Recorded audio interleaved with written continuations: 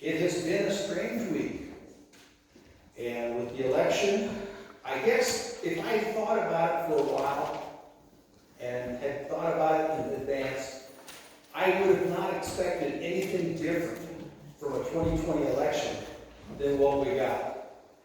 2020 seems to be the year of extremes, the year of crazy, the year of complete insanity.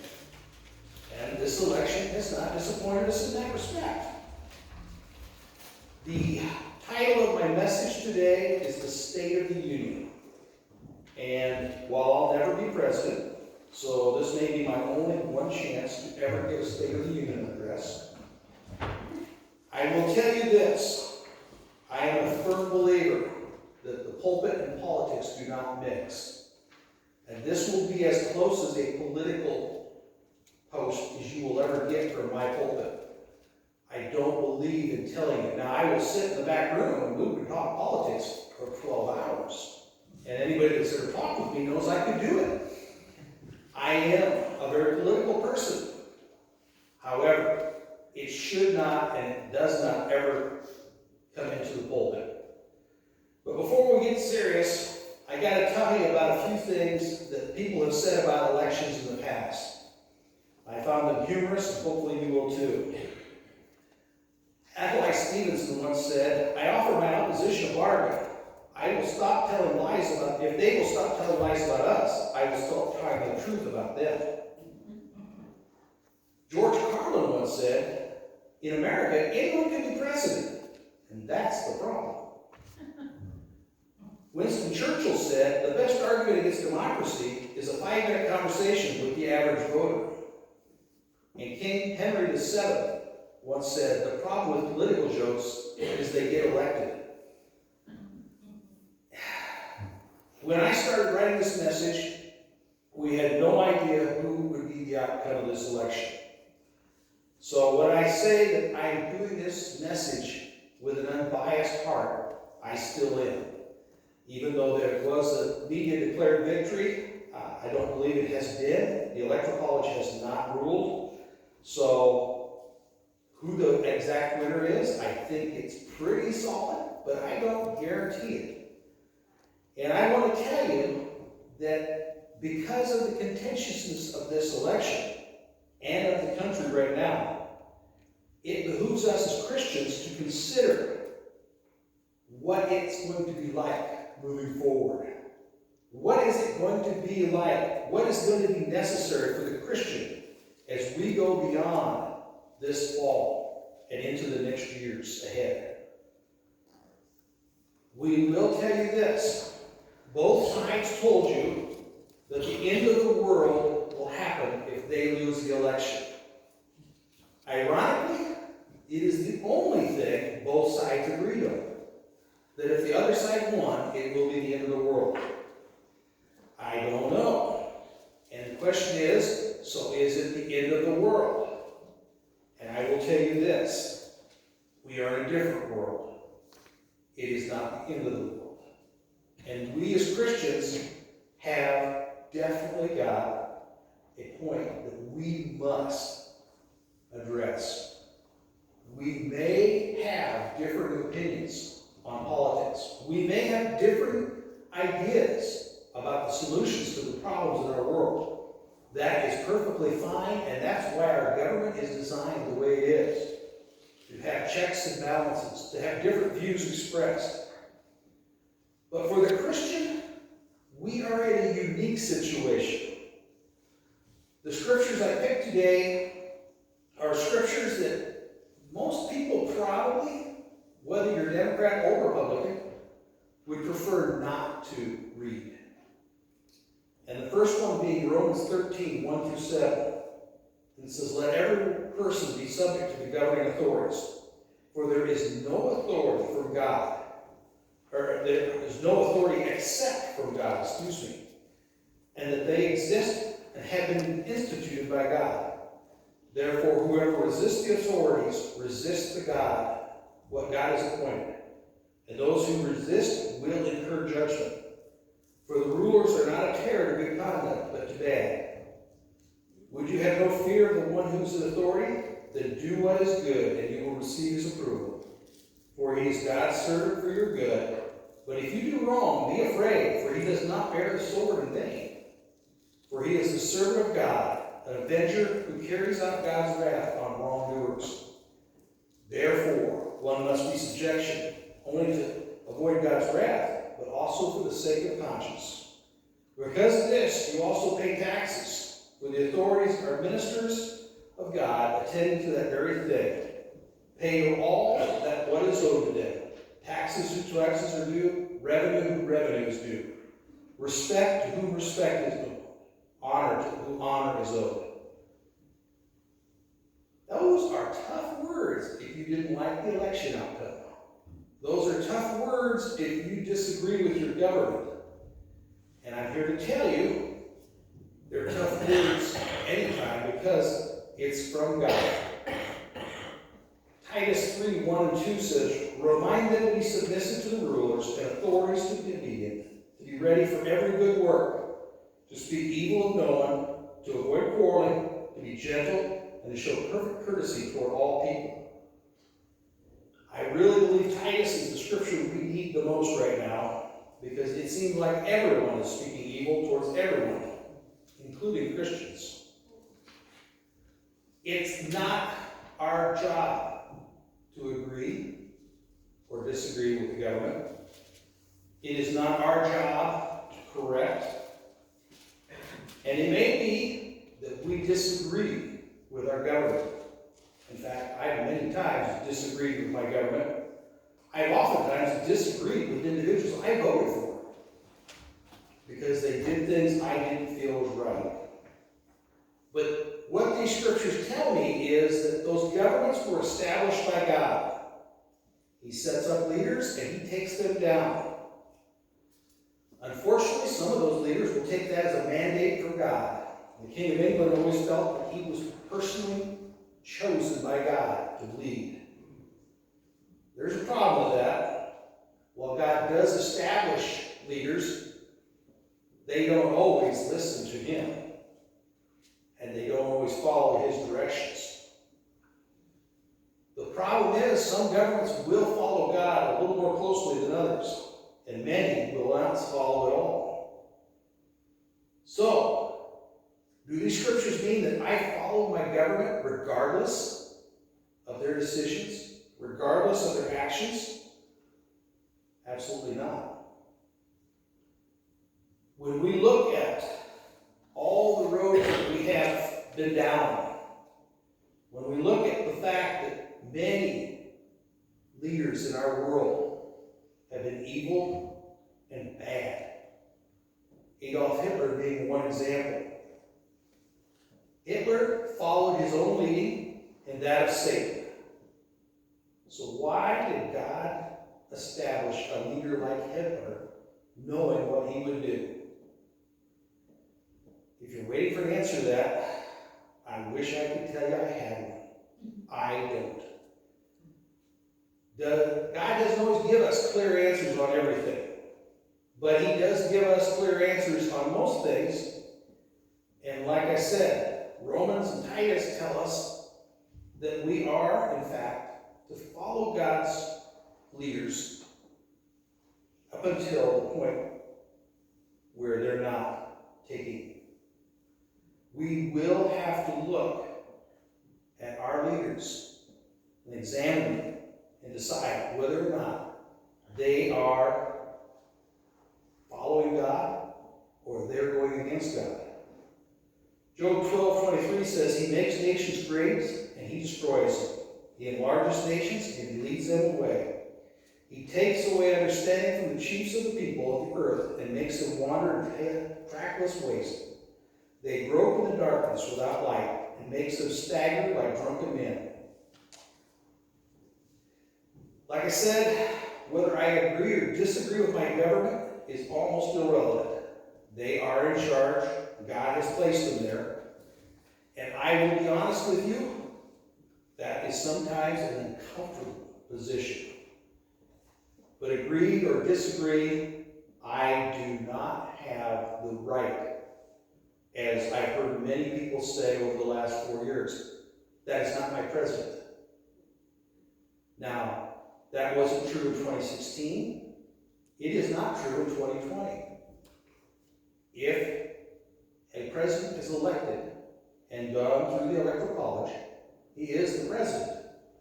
Like it or not, that's the case. I don't get the chance to say I refuse to accept it. God says to me, I will put them into power and I will take them down. Now, when you think about it, there's only one option for a Christian to disobey his government, and that is when that government goes against God himself.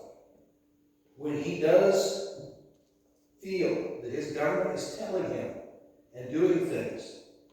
Going back to Hitler, there's a man that many of you probably heard the name, but may not know too much about it. His name is Dietrich Bonhoeffer. Mm-hmm. Dietrich Bonhoeffer was a Christian at the time of World War II. Ironically, a bit of an anti-Semitic himself. So when Hitler didn't like the Jews, I doubt that Dietrich had a problem with that. But as time progressed, Dietrich Bonhoeffer realized that Hitler went beyond the boundaries of good government. And he literally went down a road of evil. Dietrich Bonhoeffer chose as a Christian to challenge Hitler, who led an opposition to Hitler and actually died because of his opposition work. We do not have to follow in the footsteps of an evil leader. If you look at the Old Testament, a guy named Daniel was thrown into a lion's den because he refused to worship a king. He continued to pray to God, even when the king told him not to. Daniel's refusal to obey was a refusal born out of the fact that that king's edict was not in God's will. Given a choice between picking for God or a civil ruler, we will always pick God. Three other fellows that you know quite well, Shadrach, Meshach, and Abednego, were thrown into a fiery furnace for refusing to worship an idol. They were delivered. When the government tells you you must worship someone else other than God, when your government becomes so corrupt, like Hitler's did, that you can see their godless actions, we as Christians have an obligation to oppose that government. And in fact, Christians throughout the era have done just that in evil situations. And many have failed or have paid for that with their life. That being said, when I am a member of a country, a citizen, as I am of the United States, God says I have an obligation to obey that government up until or to the time it is proven to be a godless country, a godless leader. When that country or government starts to tell me I must do things that are not Christ-like, then I have an obligation to not obey that government. The problem with government is it will always be lacking. We are human beings, flawed, and frankly, only limited to our own abilities. There's been a saying that says only an egomaniac would ever run for president. And the truth of it is, that has been valid since day one. It takes a bit of an arrogant person to say, I can lead a country. Sadly, in the leadership of a country, that is somewhat necessary, but is also somewhat flawed. So we have to appreciate and acknowledge that our leaders are coming to us as flawed individuals. And while we may want to, if we dislike them, want to pick at those flaws, or if we do like them, overlook those flaws, we have to, as Christians, accept the fact that every leader comes flawed. Every leader will come with their fallacies. We have to be careful not to let our own personal opinions bias. Now, I'll tell you the truth. Our country is a mess. And we have a long, long road ahead. I don't know what the days ahead will bring, but I'm willing to tell you that I suspect we are in for some very hard times. I suspect violence is not out of the question, and I suspect that we will see major problems go unaddressed for some period of time. And again, I'm not saying that because of who was declared yesterday. I wrote this Tuesday when no one knew the outcome. I don't think man has the capability of straightening out the mess we are in this country. I do believe God does. Whether our leaders and we as a people choose to allow that is our decision. We as Christians should be praying strongly. We should be practicing what we can to move forward.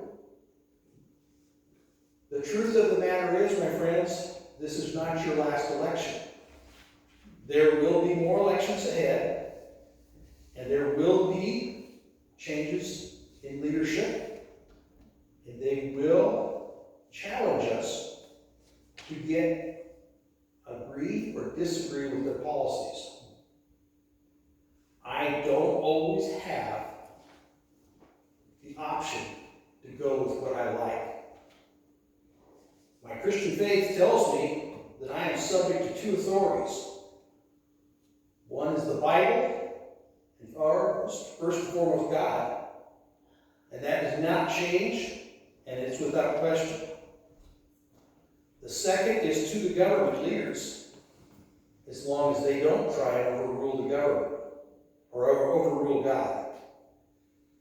There's a story of a little 17-year-old girl that just got a driver's license, and she decided to take her mom's car out to the gas station. She pulled into a full-service pump and asked the attendant asked her, "What grade, miss?" Without flinching, she said 11th. Now he was looking for a gasoline grade. She was thinking of a high school grade. There was a little miscommunication. In government, I can assure you, there will always be miscommunication. With God, there will not. We as Christians face some very challenging times. We as Christians have some big choices ahead of us. And regardless of who wins this election, regardless of who our leaders are, God has a plan for this country. He has a plan for each one of us. And that plan involves working towards the kingdom of God, showing people the faith that we have in Jesus Christ, the assurance that we can have that regardless of what the world around us does, we can be secure. Ephesians 6:10-13 reads, "Finally be strong in the Lord and strengthen his might. Put on the whole armor of God, that you may be able to stand against the schemes of the devil. For we do not wrestle against flesh and blood, but against the rulers and against authorities, against cosmic powers of the present darkness, against the spiritual forces of evil in heavenly places. Therefore take up the whole armor of God, that you may be able to withstand in the evil day, and having done that, to stand firm." God says, "You rest with me, I will arm you to handle all the things." For those who tell you that the Democrats are the enemy, or the Republicans are the enemy, or the communists are the enemy, or the libertarians, or whatever party or people you want to group are your enemies, Ephesians tells us we do not fight against flesh and blood. we fight against spiritual realms. The Christian, if he chooses to obey or disobey the government, it will be based on that government's edict in God's law. Whatever comes ahead, and it will be scary, it will be crazy, I am first and foremost a Christian. And I am only following God in this battle. It is my duty to be informed, to vote, to participate in government elections. It is not my duty to change governments I don't like. But if that government places me in conflict with following God over obeying it, then I will follow God and not my government. Like Daniel, that may have some negative offense consequences. Because, let's face it, Hitler did not take kindly to people that disagree with him. But as Christians, we should be willing to face them, because we are more willing to die with Christ than to die without problems. We would do well to read Ephesians 6 again and again in the coming days, because we will need the strength of the Lord. But remember this, God has not left his throne. He is not letting the world spin out of control, even if it feels like it. Trust God over man. God will never disappoint you. Unfortunately, man will always eventually disappoint you. My friends, I don't even know that I can say that we have an election called yet. It does appear that it may be. But that being said, we as Christians are called by the Bible to follow that government, to be good citizens, unless that government takes us down a road that shouldn't. And at that point, a good Christian will resist. As we go forward, we need to cease being Democrat or Republican. We need to cease being conservative or liberal. We need to cease being this position or that position. And we need to be on our knees in prayer for our country and for our leaders. Even if I didn't vote for them, especially if I didn't vote for them, I better be in prayer. We as Christians have an obligation to our country. We are an example. We are the shining light that should show the unsaved world how we deal with situations that are uncomfortable and unpleasant, or how we deal with victory or loss. As Christians, we realize that this world is temporary. This is not going to be, again, our last election. We will continue on, and as Christians, our goal should be to live our lives as fully as we can for Jesus Christ. And the politics, we will leave to those folks that like to argue politics. Because unfortunately, and I can be one of them, I'll give you that, I love to talk politics. And some would even say I like to argue politics. But at the end of the day, it's not about, again, politics. It's not about a political party.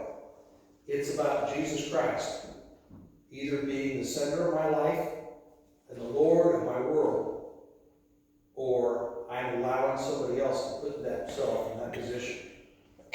My friends, as a Christian, you are a citizen of the United States, and that comes with certain obligations and duties. But you are first and foremost a citizen of heaven, which also comes with obligations and duties. To listen, to follow God, to show the world his love, regardless of what all the governments will do around us. That is our primary and our essential necessary part of our world.